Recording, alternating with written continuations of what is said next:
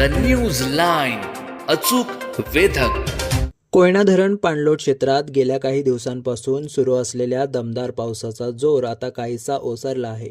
त्यामुळे कोयना धरणातील पाण्याची आवकही कमी झाली असून धरण व्यवस्थापनाकडून सांडव्यावरील विसर्ग बंद करण्यात आला आहे. दरम्यान आज 9 ऑगस्ट रोजी सायंकाळी 5 वाजता कोयना धरणातील पाणीसाठा 93.2 TMC झाला असून धरणात सध्या 10,719 क्युसेक पाण्याची आवक होत आहे.